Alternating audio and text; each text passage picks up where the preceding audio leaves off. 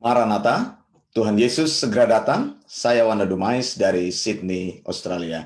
Selamat pagi untuk Anda yang baru bergabung bersama dengan program Sound Doctrine, renungan singkat bersama Wanda Dumais. Saudara yang dikasih Tuhan, pagi hari ini saya ingin bicara mengenai Enochian. Apa itu Enochian? Saudara, pada akhir abad ke-16, di Inggris pernah ada dua orang yang menuliskan buku yang berkaitan dengan ajaran Enochian. Ajaran Enochian ini adalah ajaran yang mendasarkan diri kepada malaikat yang bernama Enochian. Malaikat yang bernama Enochian ini malaikat mengajar dua dan Kelly bahwa mereka sanggup berkomunikasi dengan malaikat. Nah, mereka berkata bahwa malaikat Enochian memberikan kemampuan kepada mereka untuk berbicara bahasa malaikat. Bahasa malaikat ini adalah bahasa yang sudah punah menurut mereka. Bahasa malaikat ini adalah bahasa yang pertama kali dipakai oleh Adam ketika Adam berbicara kepada Allah sebelum jatuh di dalam dosa. Lalu mereka katakan bahwa bahasa malaikat ini adalah yang oleh malaikat. Nah, saudara, cuma persoalannya Kelly ini orang medium. Itu adalah seorang pentara antara roh jahat. Saudara bisa tahu, biasanya digunakan orang-orang ini dalam praktek dukun-dukun. Anda tahu dukun-dukun itu menjadi pengantara. Seolah-olah berbicara bahwa mereka mampu menghubungkan dunia roh dan menghubungkan dengan dunia masa kini atau dunia yang nyata. Saudara yang dikasih Tuhan, saya mau tunjukkan kepada saudara beberapa fakta Alkitab bahwa ketika malaikat Gabriel datang kepada Sakaria dan Elisabet untuk mengumumkan, memberitahukan pesan Allah bahwa doa-doa Elisabet dan Sakaria telah dikabulkan oleh Tuhan. Apa yang menjadi pergumulan Elisabet dan Sakaria selama ini? Elisabet dan Sakaria ini adalah keturunan dari imam dari kelompok Abia. Tapi saudara, Alkitab katakan mereka tidak mempunyai anak. Selama hidup mereka, sampai mereka berusia lanjut sekali, mereka tidak mempunyai anak. Dan mereka tentu saja sudah give up, sudah menyerah. Artinya mereka sudah percaya bahwa itulah hidup yang akan mereka jalani, bahwa mereka tidak mempunyai anak. Nah, peristiwa ini kalau kita tarik garis balik, sama seperti peristiwa yang terjadi dengan kehidupan Abraham. Abraham juga seumur hidupnya pada saat itu sampai berusia tua sekali belum mempunyai keturunan. Dan Abraham juga sudah give up sampai dia akan mengatakan bahwa dia akan mengangkat anak, yaitu dari seorang hambanya yang paling setia. Saudara yang dikasih Tuhan, tapi doa-doa orang ini didengarkan Tuhan.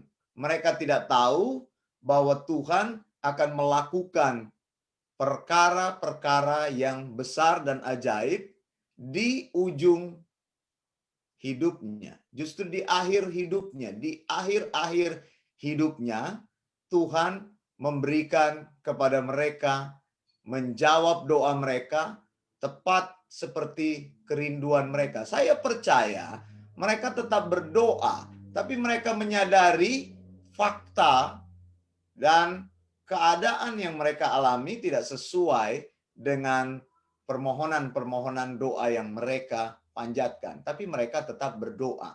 Nah, saya tidak akan membahas konteks doa ini. Saya ingin saja memberitahu kepada saudara, kalau doamu belum dijawab, ya tetaplah berdoa. Kalau doamu belum dinyatakan oleh Tuhan, tetaplah berdoa. Kadang-kadang di ujung pengharapan kita itu pintu terbuka. Kadang-kadang di masa ketika kita menyerah, pintu itu terbuka. Bukan berarti Tuhan tidak memberikan kesempatan engkau untuk menikmati permohonan dari doamu selama engkau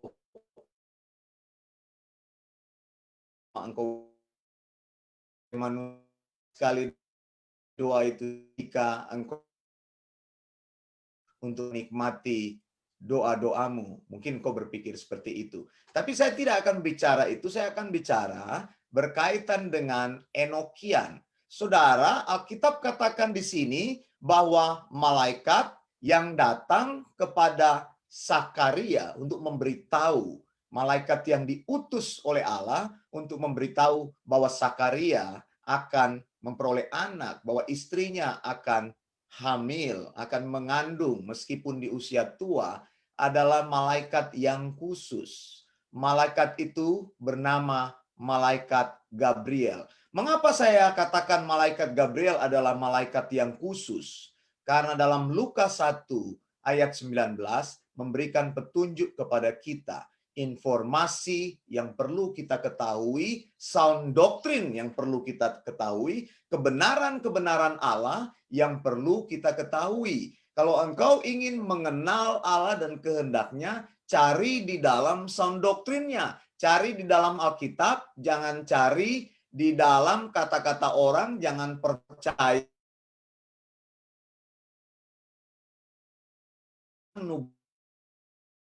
mimpi semua. Cari kebenaran Allah yang tidak pernah berubah, yang final and absolute. Kebenaran Allah yang tidak bisa ditambah dan tidak bisa dikurang. Kebenaran Allah yang sudah dikanon. Saudara, Alkitab katakan dalam Lukas 1 ayat 19, jawab malaikat itu kepadanya, akulah Gabriel yang melayani Allah, dan aku telah diutus untuk berbicara dengan engkau dan untuk menyampaikan kabar baik ini kepadamu. Saudara yang dikasihi Tuhan, Lukas 1 ayat 19 menyatakan bahwa Gabriel ini adalah malaikat yang khusus. Malaikat ini adalah malaikat yang berdiri di hadapan Allah. Malaikat ini adalah malaikat yang mempunyai ranking atau level yang lebih khusus dari malaikat lain. Kita bisa di pasal 2 dikatakan, aku melihat ketujuh malaikat yang berdiri di hadapan Allah. Jadi ada 7 malaikat yang khusus yang mempunyai keistimewaan berdiri di hadapan Allah. Saudara, Allah kita itu adalah Allah yang besar sekali. Allah yang penuh dengan kemuliaan. Kita sering berkata, terpujilah engkau Tuhan, kuduslah engkau, kemuliaan bagimu di tempat yang maha tinggi. Nah, bahkan makhluk-makhluk roh yang diciptakan Allah, mereka tidak mempunyai keistimewaan tertentu untuk datang di hadapan Allah kalau mereka tidak mempunyai jabatan atau ranking tertentu untuk berada di hadapan Allah. Tapi Gabriel adalah salah satu malaikat yang melayani Allah, yang berdiri di hadapan Allah, malaikat yang mempunyai tugas-tugas khusus. Saudara, engkau lihat di sini apa yang baru saya bacakan kepada kita. Dari firman Allah dikatakan bahwa Sakaria bertemu dengan malaikat ini, yaitu Gabriel yang datang kepada Sakaria untuk memberitahukan bahwa doa-doa Sakaria dijawab Tuhan. Malaikat tersebut adalah malaikat Gabriel dan dicatat baik oleh Alkitab bahwa malaikat ini sekalipun mempunyai ranking yang tinggi di hadapan Allah, malaikat ini melayani Allah, salah satu malaikat yang memimpin, salah satu ketujuh malaikat yang nanti akan melepaskan ketujuh sangkakala atau akan melepaskan penghakiman Allah di masa tribulasi, di masa di mana kesusahan besar terjadi setelah gereja mengalami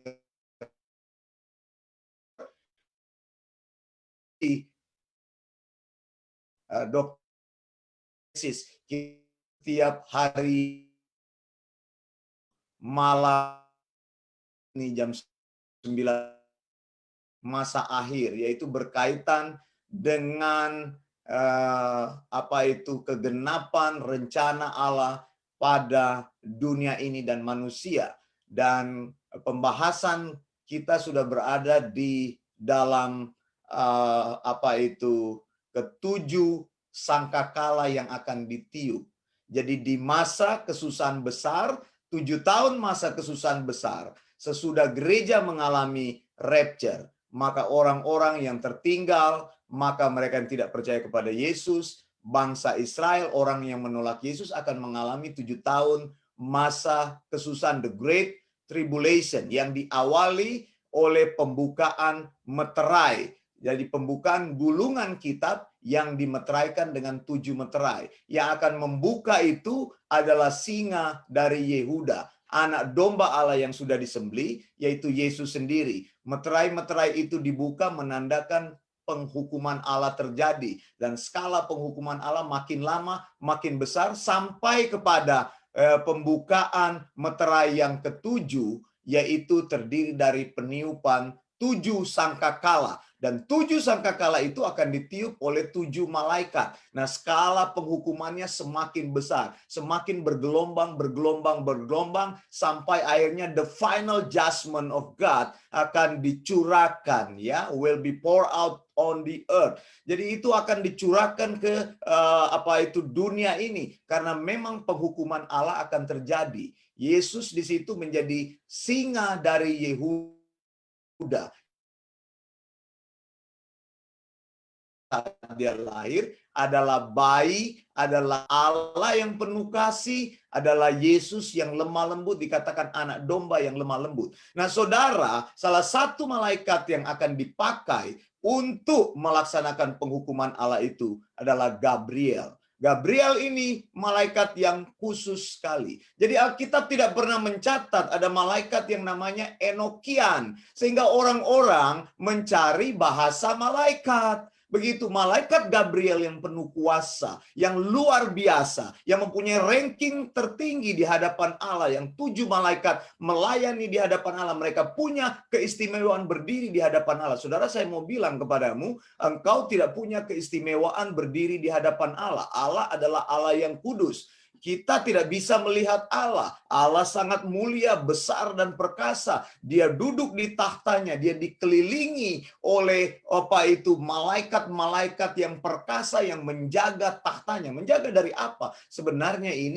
sebuah simbolisasi betapa hebatnya Allah. Allah kita itu luar biasa. Engkau tidak bisa membandingkan Allah dengan iblis atau setan atau malaikat yang jatuh. Ya tidak bisa, saudara. Tidak ada yang disebut dengan peperangan antara Allah dan malaikat. Ya tidak, saudara. Malaikat itu sangat rendah sekali di hadapan Allah. Mereka adalah ciptaan Allah. Jangan lupa, Allah adalah pencipta. Jadi kita harus melihat hal ini dalam terang Alkitab yang lebih jelas. Makanya saya bilang, belajar sound doctrine, belajar Alkitab, mempelajari Alkitab dengan sesungguhnya, mengenal ajaran-ajaran sehat, cari di dalam firman-Nya. Kalau engkau orang Kristen yang terbiasa dengar nubuat-nubuat, penglihatan-penglihatan, kata-kata kosong yang diumbar dari mimbar, yang mendengar tentang motivasi-motivasi, hidupmu tidak pernah bertambah, berubah, tidak pernah bertumbuh di dalam iman Kristen. Sudah jadi orang Kristen lama di dalam gereja, tapi begitu-begitu saja. Sudah melayani Tuhan, tidak pernah mengenal kebenaran Tuhan, tidak pernah menjadi murid. Saya garansi firman Tuhan yang engkau dengar tidak pernah mengajar engkau. Saya garansi engkau hanya mendengar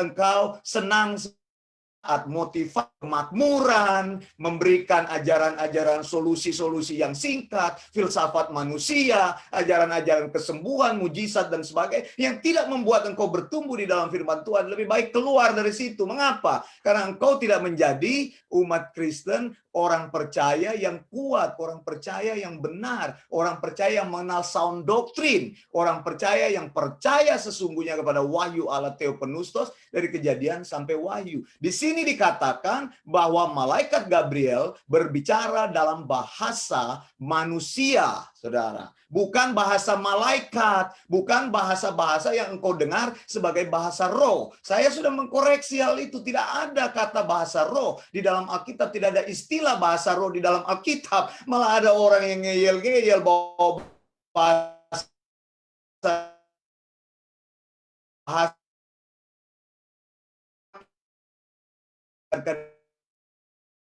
yang saya mendengarkan ajaran yang tidak ada di dalam Alkitab. Semua bahasa adalah bahasa yang jelas. Bahkan malaikat menggunakan bahasa yang dikenal oleh manusia. Kalau Allah tidak bicara dalam bahasa yang jelas, yang dikenal oleh kita, maka kita tidak mengetahui firman Allah secara benar. Kalau kita tidak tahu firman Allah dengan benar, bagaimana kita bertumbuh? Bagaimana menjadi orang Kristen yang kuat? Makanya saudara, saya sampaikan, banyak orang, mereka sudah 10 tahun di dalam gereja, 20 tahun di dalam gereja, sudah jadi hamba Tuhan, tapi ajaran mereka kacau sekali. Pengertian akan firman Tuhan kacau sekali karena tidak bertumbuh di dalam firman Tuhan. Bahkan ada yang bilang, saudara, karunia penglihatan itu membuat engkau itu akan bertumbuh. Mana ada karunia penglihatan?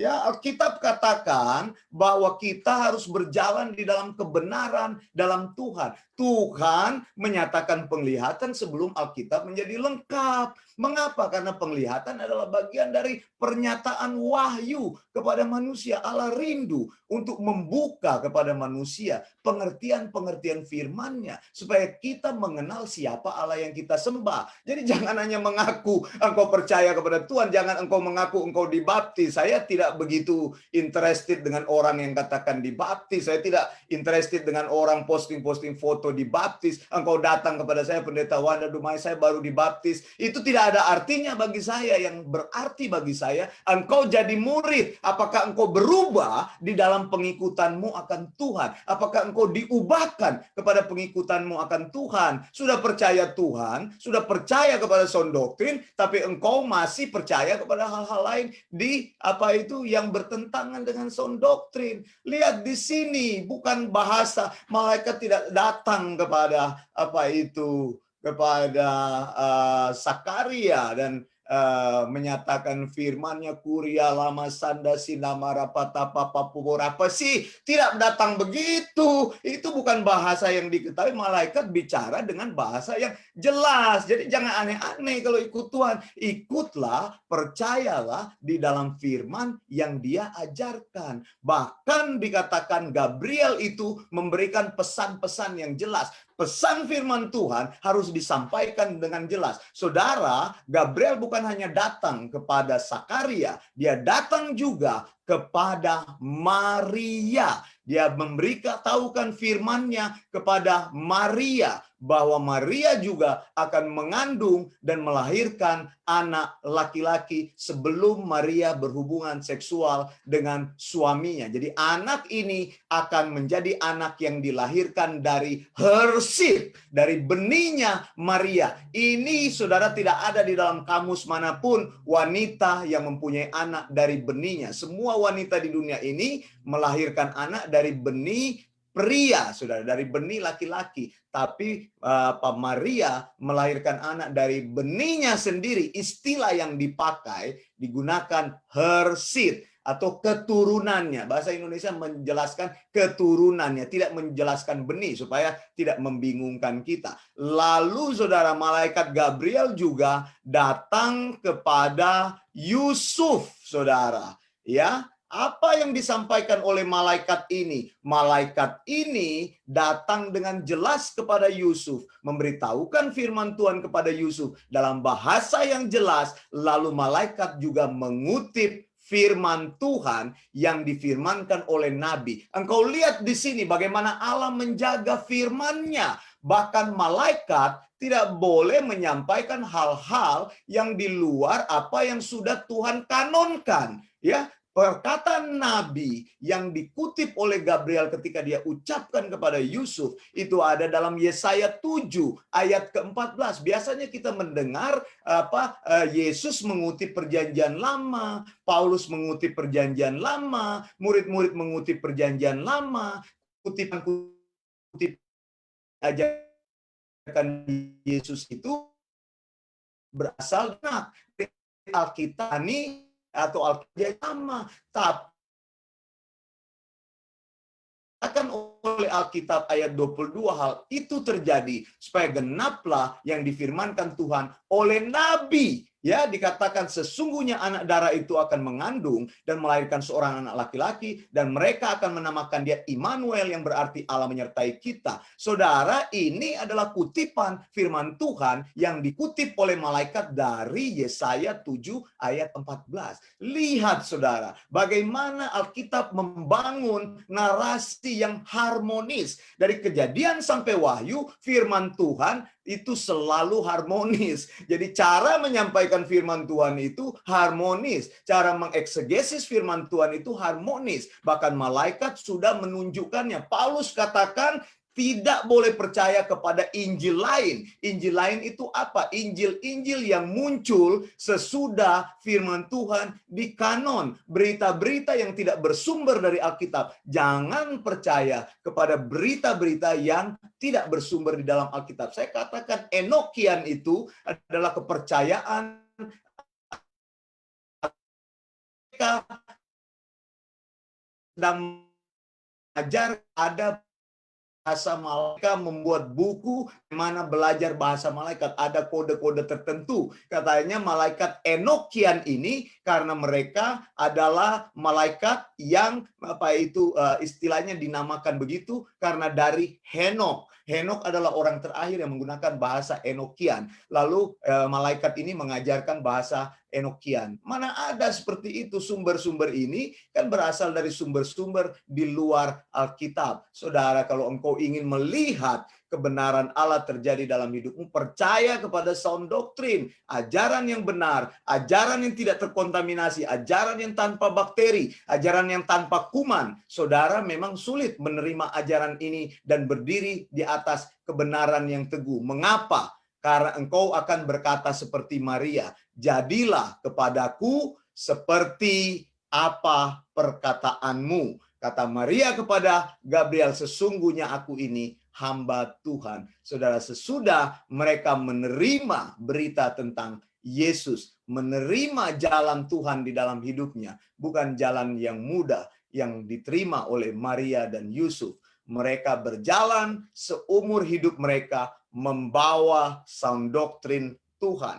Bahkan berkali-kali hidup mereka terancam. Bahkan berkali-kali mereka disalahpahami oleh dunia ini. Bahkan berkali-kali mereka mengalami kebingungan di tengah-tengah masyarakat karena mereka mempercayai sound doktrin dan berkata kepada Tuhan, sesungguhnya aku ini adalah hamba Tuhan. Jadilah padaku menurut perkataanmu. Seharusnya ini menjadi refleksi bagi kita, saudara. Sudah berapa lama engkau merayakan Natal? Sudah berapa lama engkau percaya kepada berita Natal? Tapi hidupmu tidak pernah berubah. Apakah engkau berkata, Tuhan, jadilah padaku menurut firman-Mu. Jadilah padaku menurut sound doktrinmu, Tuhan. Kalau Tuhan berkata iya dan amin, maka itu adalah sound doktrin dari Tuhan. Seberapapun dunia menyalahpahami engkau mengalami kebingungan di dunia ini oleh karena engkau percaya kepada sound doktrin,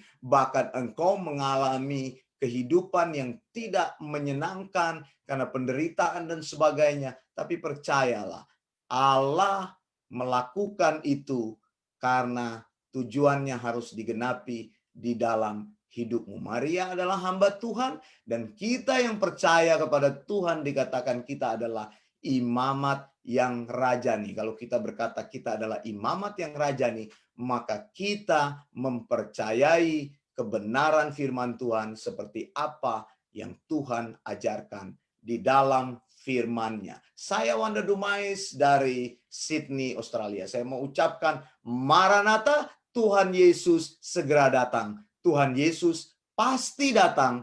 Tuhan Yesus akan datang. Blessings.